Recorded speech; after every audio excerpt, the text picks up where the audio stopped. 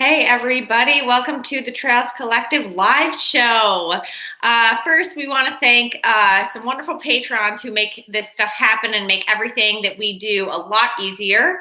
I want to thank Chip Howard, Travis Longar, Pete Kresuk, Ben Drew, Tom Knowles, Carson Albanese, Jay Kelly, JJ Duran Duran, Grace Langheim, Richard Rushka, Steep Endurance, Eric Kosek, the Ice Empress, Goat Factory Media, and Jeff Holbrook. Thank you, everybody, for supporting us. And if anybody else wants to throw a couple of dollars into our hat, that would be awesome to keep the content coming. Today, we're going to be talking to Lindsey Weaver. She set the FKT on the C&O Canal Path, and we're going to hear all about that in a second. But first, let's get the intro video.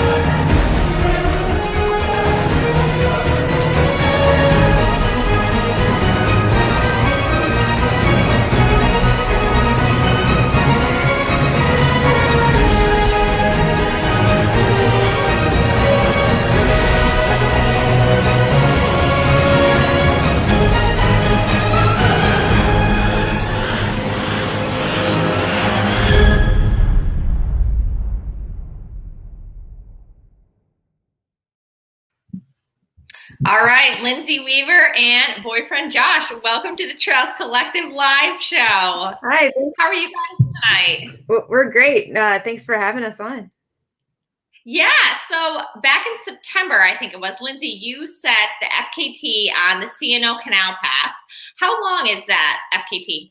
So technically the trail is 184.5 miles. I ended up with 189 miles because I went off trail just a little bit to go to aid stations and that kind of thing. Okay, so it's a pretty it actually sounded like a really nice trail for someone like me who just likes to run and doesn't want to have to look at her feet. So how did you didn't get lost? You specifically went off trail to get some food and stuff. Yes. So you have to try really, really hard to get lost, and I don't even know if it's possible. It's straight from Cumberland, Maryland to Georgetown, DC, and there's really very few offshoots of the trail, so you really can't get lost. And how long did it take you? It took me 53 hours and 39 minutes. Wow, that is quite the time. And did you run the whole time? No, so I did take a couple naps. I took about between 15 and 20-minute naps. I also did a run walk situation. So I did a 4-minute run, 2-minute walk, starting from the very beginning because I knew I wanted to keep my heart rate low. And I tend to go out way too fast most of the time. So that kind of helped me keep a really average pace of, I think I started out at an 11-minute pace and then slowly got a little slower over time. I did want to say, did you negative split this? Because that'd be insane. I have an additional goal of sub 24-hour 100-miler. So I don't know if you're familiar with Jason Green and the Yeti Trail group. I know of that, yeah. Yeah, so he had a 100-mile challenge. And I was like, well, I'm already doing the FKT. I'm already running 184.5 miles. Why don't I just combine that? And so I combined that with Jason Green's 100-mile challenge. Okay. So I want to get into the FKT, but I first want to ask a little bit about you. I've been looking at ultra sign up, and you've only been running ultras since 2017, but you do have like a really long, impressive list. Did you just jump right in and then just decided to keep going longer, or explain why you started running ultras? So, in about 5 years ago, I started to really become more invested in running, and I had done, a half marathon here or 5K there, and nothing really serious. And I picked up with running. We have in Frederick, Maryland, where I used to live, there's a very active running club. So I joined the running club and kind of met a couple people initially, and started to run a little bit more. And I watched Barkley Marathon of all movies. I was like, I think I want a trail run. Like, who says that after that movie or after that film? Not me, I have to say. Yeah. So I don't know. It's just something about the trail that intrigued me. And the running club had kind of a subgroup of trail runners, and I reached out to them and became friends with a bunch of crazy people who do ultras all the time. And so it kind of turned into this group thing. A few of us would sign up for a race and go to run together. And I think it just spiraled out of control from there. I will say I signed up for my first 50K, thinking, oh, I haven't run a marathon before, but I think I can do, a little bit longer. And I signed up for my first 50 miler before I even ran the 50K. So I think it was a little bit of peer pressure from some people in my group. And I've just never looked back. I've continued to find new challenges to participate in. So this FKT is 183 miles. That's pretty long. And when you watched the Barkley movie, I watched that and I think I took a bath, and I was like, I'm so glad that I am here in this warm water and I don't need to go outside ever again if I don't want to. Like that's kind of how I felt. But I am the oddity because a lot of people love that movie and they're like, yes. So when you were watching that movie, did you see yourself out there, or what was going through your mind? So the very first time I watched that movie, I was running on a treadmill, and I have come to like despise treadmill, and I will get on it if I need to. Like if the weather is just like below, 10 degrees, or it's really, really nasty and windy outside, then I'll get on a treadmill. But so I was on the treadmill and I saw I was watching the movie and I was like, that seems like a lot more fun than this treadmill. And I think it just inspired me to reach out to the local group. And our trails are nothing like Barkley. We have a couple of technical trails out here, but nothing like that. And I've never done a race quite like that, and I don't know if I will. But it just the trail runners in general are a unique and fun group of people. And I find, now that I'm experienced and have done many events, like you don't find people like the trail runners, and it's just an awesome group of people. Yeah, I have to say the C&O Canal Path is about exactly the opposite of Barkley, without being on a road. It's pretty straightforward. I've run a part of it when I did JFK last year. Mm-hmm. And I have to say that even somebody who loves running on the road and loves doing that kind of stuff, I was bored after 26 miles. So talk a little bit about your FKT experience, and also Josh crewed you. I saw his flowing beard in a couple of the pictures. So talk about how why you decided to do that race or that FKT, and then what was the training like, and then take us through. So last November, I wanted to sign up for Bigfoot 200. There were a couple spots. There were like 3 spots left open, and I would remember being on Ultra Sign Up, and I was like, I really want to sign up for this. And what you don't find out until the end page is how much it costs, and it's pretty expensive for a race. And over $1,200. Yeah, so it's a pretty penny. And I was out of town, but I think I was texting with him, and I was like, should I do it? Should I not?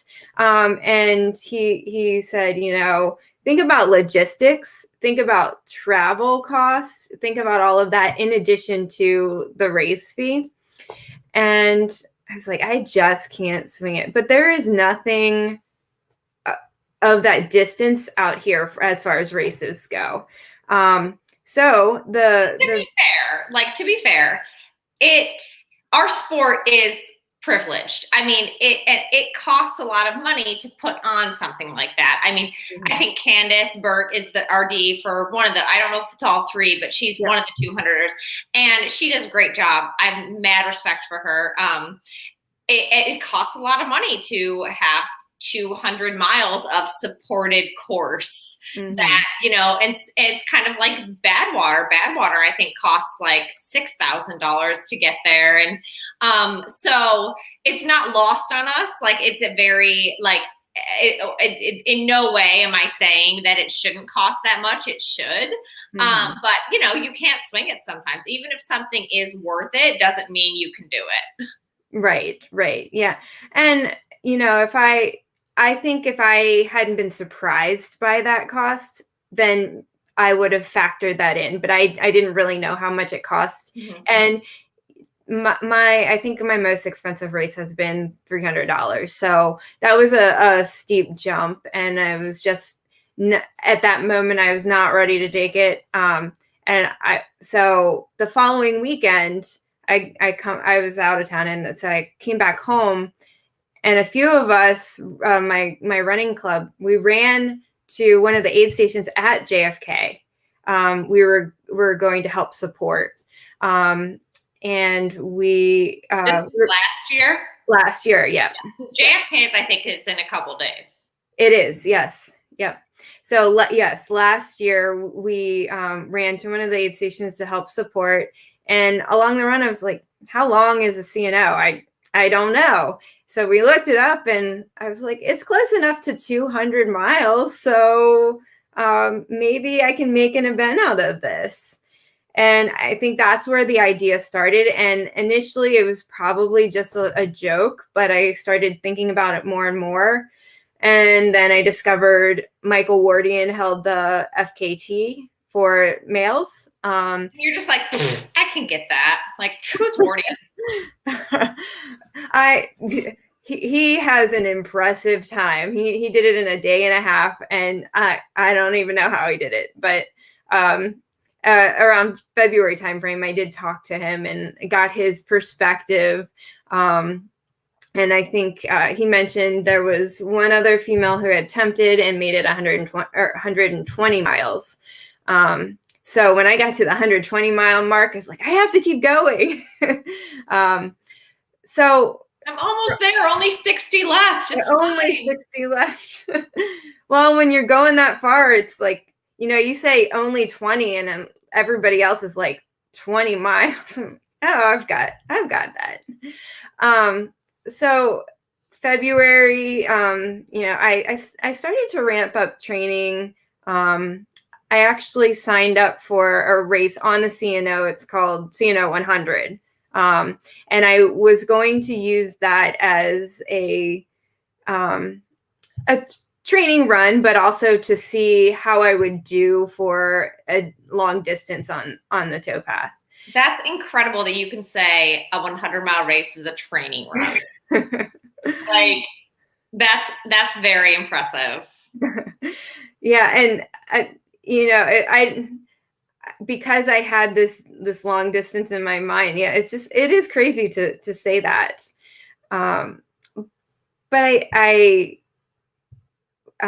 the race ended up being canceled because of COVID. It was the maybe mid-April, but canceled it. So I had been training for that, but also training for the whole thing.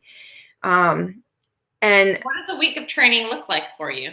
Back then I was doing between 50 and 70 miles a week. I did end up going out and running 50 miles. I ran 25 by myself, and my friend joined me for the other 25. And we ran back and forth. So my car was an aid station. And that was a long day, and my feet were sore. But it gave me some hope that I could do a longer distance on the C&O, because, as you said, it can get pretty boring. Did Josh, did you run with Lindsey at any point during the FKT? Did you have people run with you?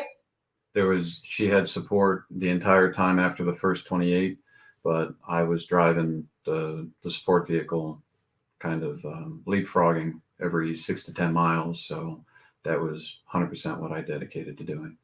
Okay. So you guys plan this together, obviously, and it's a supported FKT. So did you get out the spreadsheets and all this kind of stuff? Like, who took care of that? I did. Yeah, okay. So Josh, why don't you tell us a little bit? Do you run as well? Like, I assume, or are you more of like a support and you do your own thing? I run a little bit, but I'm not a runner. I go out on occasion.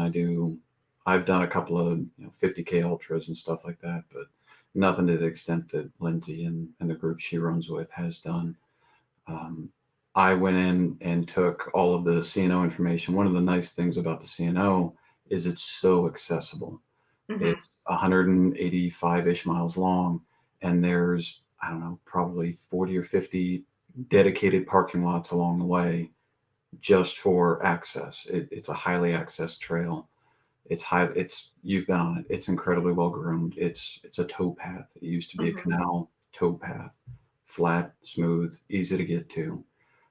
So we went in, took a look at where we could park, figured out what would work distance wise, where the worst cases were. Like, there's a spot out towards the beginning where there's just no good support for about 15 miles, and then started building off of that to get an itinerary that worked.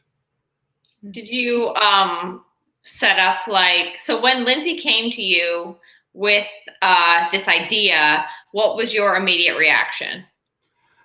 That there was going to be a lot of logistics to support it. There was, if you're asking about her completing it or doing it or getting to it, that was a foregone conclusion to me, short of physical injury or, lightning strike or something out of our control. I knew she would get from point A to point B. It was just doing it as efficiently as possible, where I did everything I could to take out any of the stops that might slow her down. So when you say logistics, I've never been on a crew. I've never had a crew.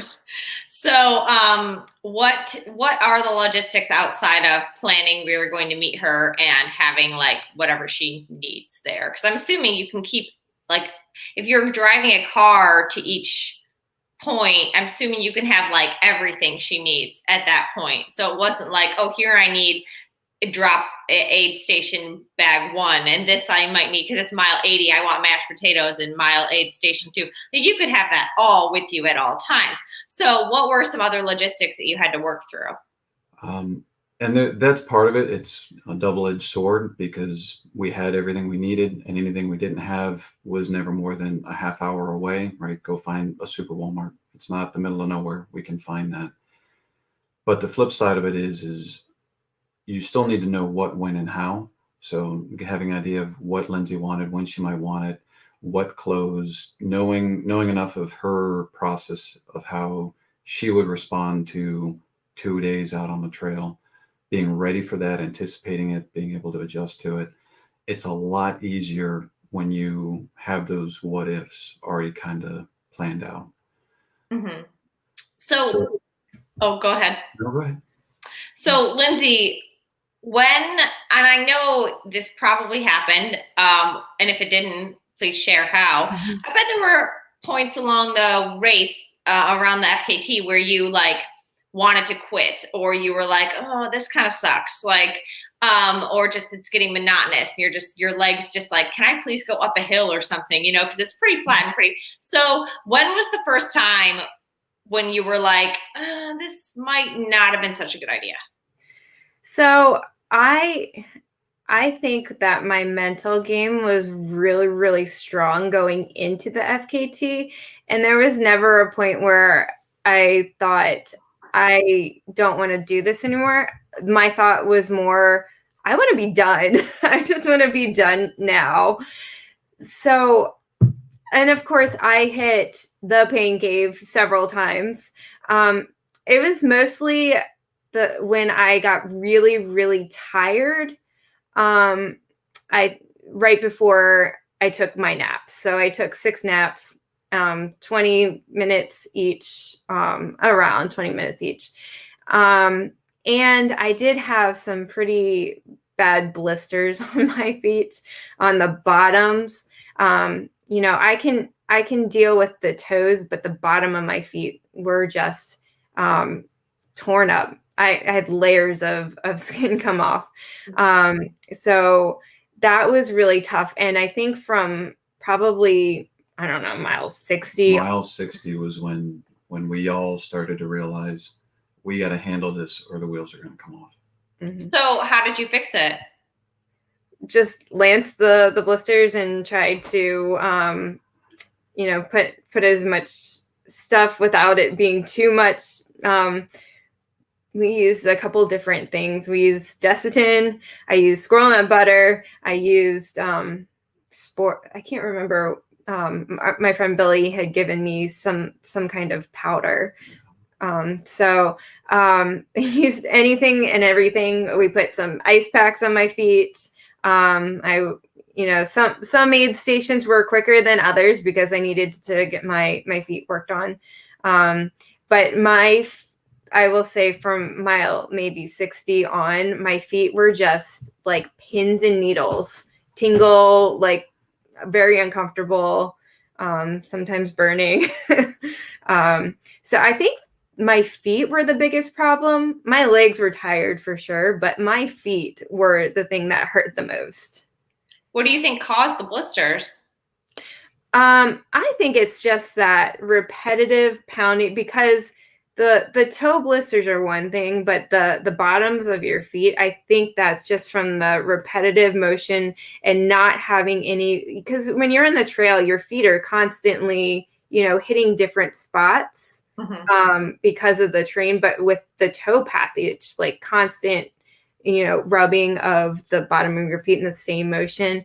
And I'm pretty sure we did a Go Ruck event. Was it a year and a half ago?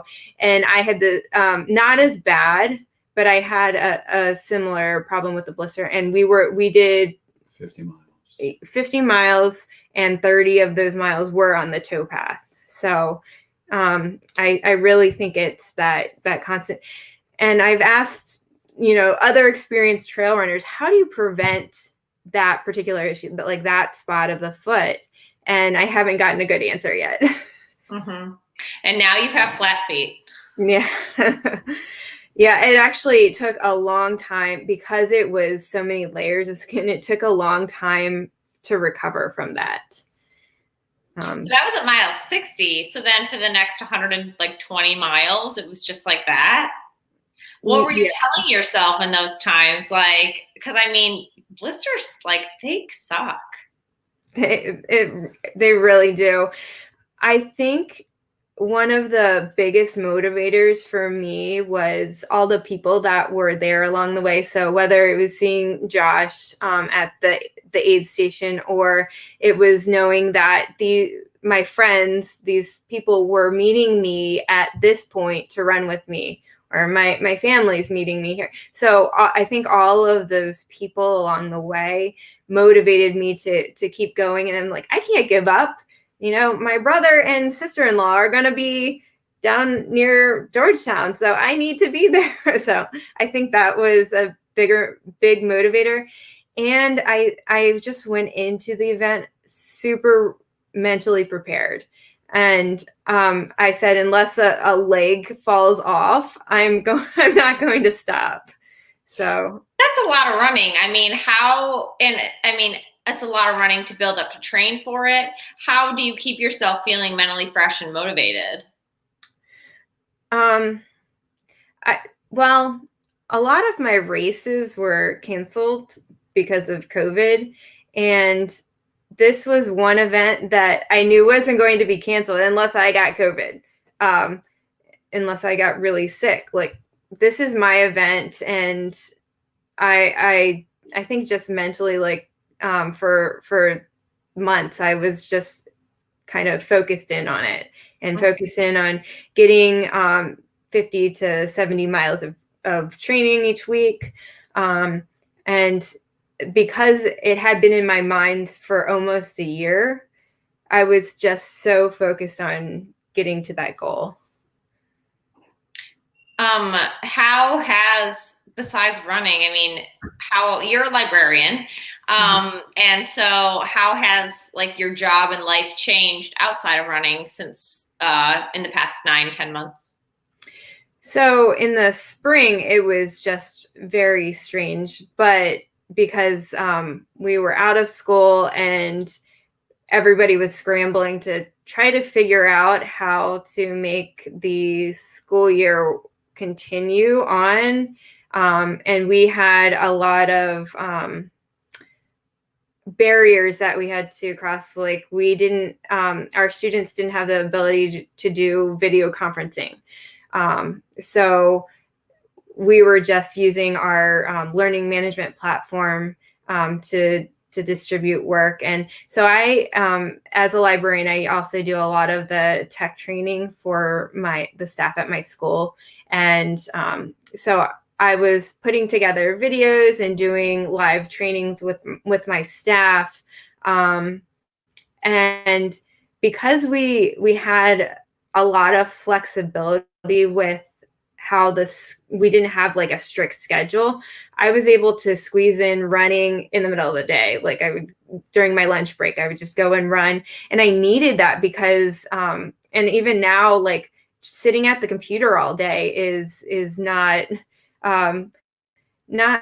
fun. And so now we have, in the fall semester, we have more of a schedule that we follow, and we do have video conferencing for the students and the teachers.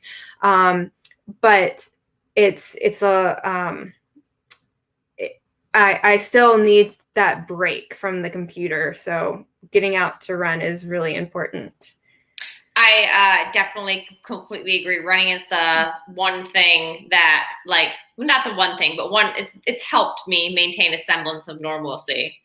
So I opened it up to, this whole time has been opened up to like viewer questions. And so we have one from Kellen Hopkins. And how did you feel after the FKT, physically and mentally, and how long did it take you to recover? That's a great question, because it's something you don't think about when you go into the event and you're doing the event. But I was exhausted, and I had Monday off of work. I sat in my recliner and just did nothing. I actually borrowed some inflating and deflating compression boots. So I had those. My legs were like, I think it took me, I don't know, a couple days before I was actually able to move around without looking like, I'm hurting very badly. And again, my feet were really, really swollen in addition to being torn up with blisters. Mentally, I was excited that I completed this event, but at the same time, I was pretty tired. And I don't know if there was a third part to that question. How long did it take you to recover physically? So I did attempt to run. I finished on a Sunday morning, and I did attempt to run on Thursday of that week, and I made it maybe 3 miles, and I was struggling. And then by Saturday that week, so almost a full week, I was back to feeling like I was okay with running. Again, my feet were still pretty sore. So I think sorry, what? It probably took about 2.5 weeks before my feet were fully recovered. Yeah, I can imagine. Like not even like, even if you're mentally like ready to go, just those feet, like I can't even, that just sounds like it takes time. Like you did a huge event. I mean, like 2 weeks is like, I was thinking like month and a half, 2 months. So go ahead. I did this past weekend. I ran a race called Stone Mill 50 miler. And so that was my first event after the FKT. And I don't know whether it's like still a little bit recovery phase of the FKT or the fact that I've been sitting so much with work. My legs were struggling a little bit. But I actually, because of that struggle, I've made it an intentional movement throughout my workday. So, when I have a 5-minute break, I'll do some movement. And I will say that has made a difference in the past couple runs I've been on this week, because like sitting at the computer is just not helpful. Yeah, in many ways. So Kellen has a follow-up question. She says, in hindsight, would you change any of your FKT strategy? Like maybe go faster or maybe to enjoy it a little bit more? I don't know if I could have enjoyed it a little bit more just because of all of my friends and support along the way. Like it sucked at some points, but it was really fun to complete this event with all the people who joined me. I don't know. I think from that standpoint, spot on. I think from the knowns side of things, from the things that happened and we know now, we could have adjusted a little better, changed shoes and socks a little different to prevent the feet from happening. Knowing now how her gut starts to respond after a day and a half of eating the same thing. We know all that in hindsight, but going back and starting over, we wouldn't know that. So we've learned from it, definitely. Yeah. So I did have to cut out sugar.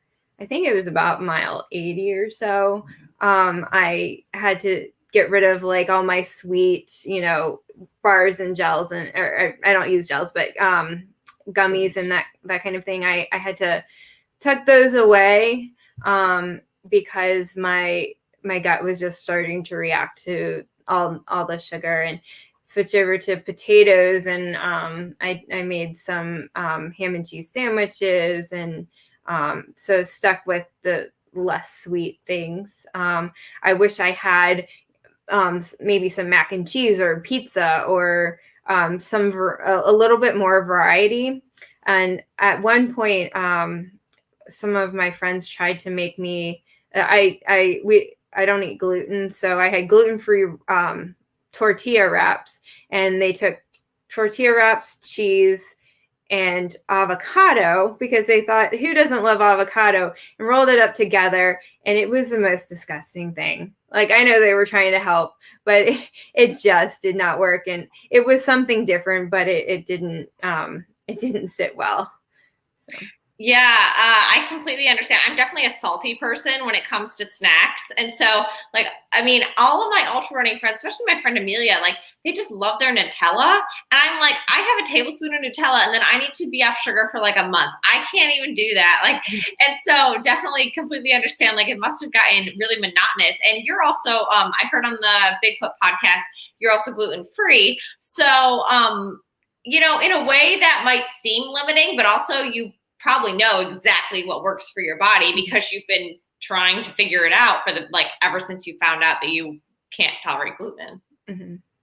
Yeah, and I will say it is a choice for me, but I know I feel better when I don't. And at this point, I don't know, it's probably been about 2 years since I've really had any gluten. And I think if I were to build that, I wouldn't want to build that in when I'm trying something like an FKT for sure. So it's a choice, not necessarily an intolerance, but so you say you've been on it for about 2 years. It's kind of like, I mean, you've been ultra running for about 3 years. So did something happen during a race, or what inspired the change?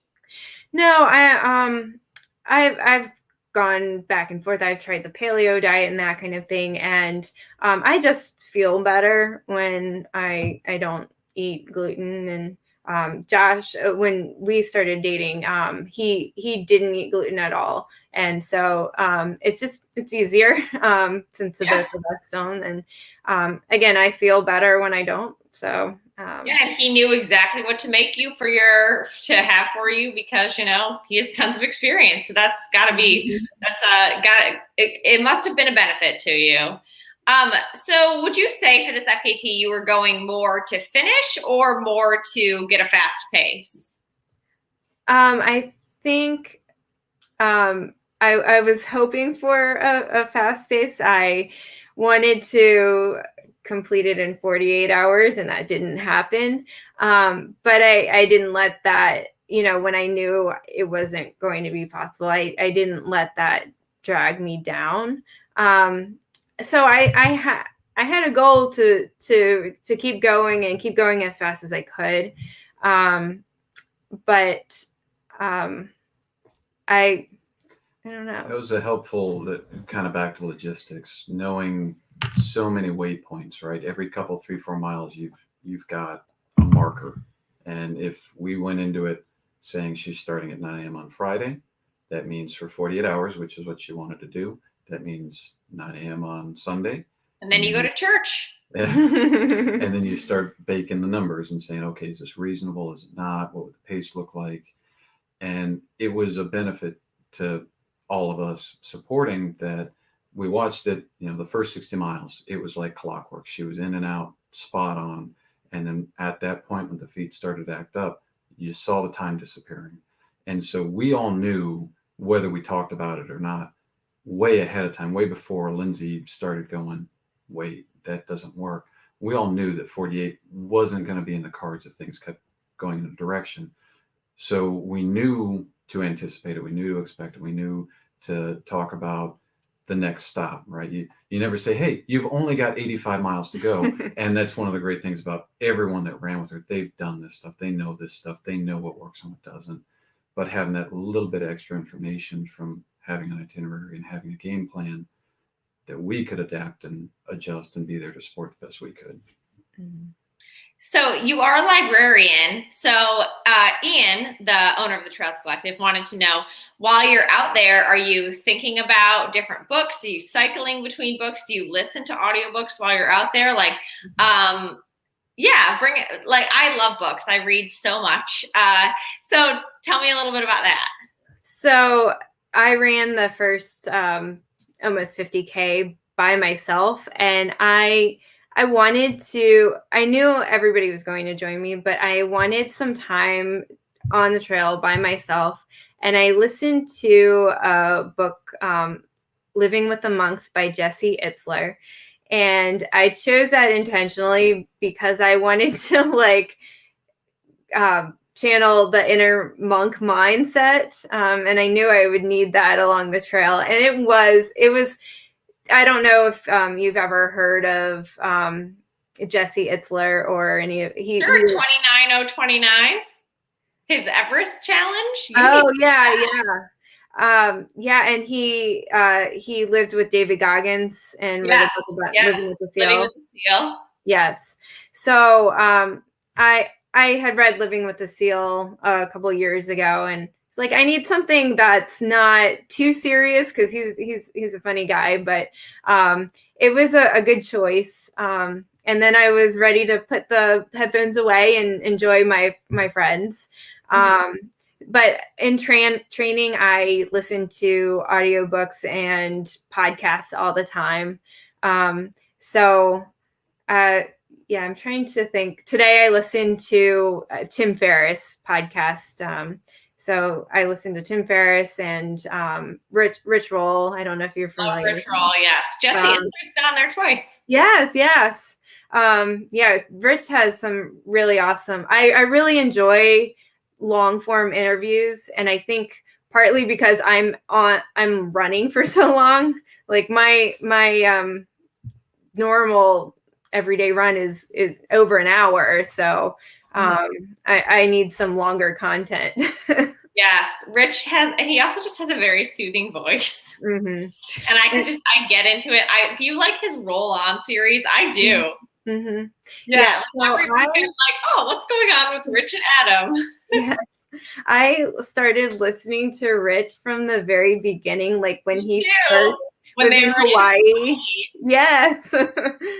Yeah, and actually I think he was the one I learned about ultra running from. I had never heard of it before, and then I read his book and was listening to his podcast and like, that just seems crazy. Why would anybody do that? Yeah. And here I am. And want to know, I saw his book. I just moved to Ithaca, here where I live. I saw I of course, the first thing I did was went and got a library card. Like, this is how serious it is. And his book was on a display in the library. Like, it just said Finding Ultra, and I just needed something to read. So I picked it up, changed my life. Like, I listened to all of his it's so many. He's just opened a lot of doors for people. Yeah, and you're right. He is a fantastic interviewer, and he just knows how to make people talk and tell their stories, and he asks awesome questions. So yes, I definitely love his podcast. So are you more of a audiobook, like not fiction, more like either self-help or like an inspirational story? I think it depends, because I do I like to read print books when I can, but I am so busy, and when I always want to build in my run. I was telling somebody today, like, I schedule my runs. It's not an option. It's like on my calendar because it's important that I get it in. So I spend a lot of time on my feet. I switch back and forth between fiction and nonfiction, and the fiction that I do typically listen to are young adult titles. So that way I'm familiar with my collection and what I'm suggesting to students. But I tend to read or listen to a fiction book, then I'll do a nonfiction. So I'll alternate back and forth. And when I do nonfiction, it is typically like I don't know, personal personal development. Yes, that kind of book. Yeah, again, Living with the Seal. When I read that, I was like, I'm just gonna lay on my couch and be really thankful that I have a bed. It makes me very grateful for what I have. Yes. Well, with all the miles getting put in, she took the opportunity out there going, what was it, 60 miles one weekend and more, to take 30 hours of a Stephen King novel and crush that in a matter of a week or two. Yes. Yeah. So I did. I started the pandemic with the book The Stand by Stephen King, which is like the worst book to choose to start the pandemic with, because it's essentially about a pandemic that happens and kills the entire country. So I got into that, and somebody had recommended 11/22/63, which is his historical, like alternative historical fiction book. It's about JFK, and the main character goes back and tries to prevent the assassination of JFK. And I got into that. So a couple weekends before the FKT, we went to Cumberland, and because I had never run that section of the C&O, and I wanted to find out what it was like. So I did 30 miles one afternoon, and then the following morning did another 30 miles. So I ran from Cumberland to Paw Paw one day, and then from Paw Paw to Hancock the next day. And that weekend, I was sucked into that Stephen King audio book, and it was crazy because I had spent many hours just listening to this book, and it kind of warped my perspective. And we got to the hotel, and I'm like, JFK should be here, because there's so many cars in the parking lot. It's because JFK is coming to town, because I've been like in that mindset. Anything can happen in 2020. Anything. We still have like a month left. I want to thank you for coming on the show. We're going to end pretty soon, but I want to know, where can people find you online, and give us, how about your favorite post-run snack? Okay. So online, probably the best place is Instagram at the Librarian. And I'm also on Facebook, but I post more of my running stuff on Instagram at the Librarian. And my post running snack, I don't know. Picky bar. Well, that's my favorite pre-running snack, or during running snack is a picky bar. I just really have loved the products. They have Picky oatmeal. And is my favorite pre-race. I now have so many bags, because I save it for races and racing weekends, because you never know what food you're going to find. But if you have that, it's nutritious. I have so many in my cupboard now, because I haven't raced since February. So, next year is going to be a oat-filled year. Yes. No, I mean, I love that oatmeal for my pre-run. If it's in the morning, I'll do an Picky oats. They have some good flavors, but Picky bars. After runs, I think I just want to eat whatever. Like we had Mexican for dinner, and it was delicious. And I was really hungry because I went on a run. So I think just something that is filling. Calories. Yes. And just one more plug, if you don't mind. So I also am a brand ambassador for Exoskin. I don't know if you've heard of the socks. I love their tights. I'm actually wearing their base layer right now. So they have some great products, and I wore Exoskin shorts and socks for the entire FKT. So good. They're a great brand as well. Cool. Well, thank you so much for those recommendations. Josh, thank you for joining us. I cannot understate enough how incredible this accomplishment is. And I can't wait to see what you do next. Hopefully you'll get to that 200 miler. Hopefully. We'll see in the next year or two what it holds. Well, have a good night, you guys. Thank you. Thank you so much. Bye. And that's going to be it for our interview series tonight. Again, thank you very much to all of our Patreon supporters. If you guys get anything out of this content or all the really great stuff Ian's putting out on our YouTube channel and on the website, please consider donating anything or just sharing your support. We'd love to hear it. So have a good night, everybody, and stay safe.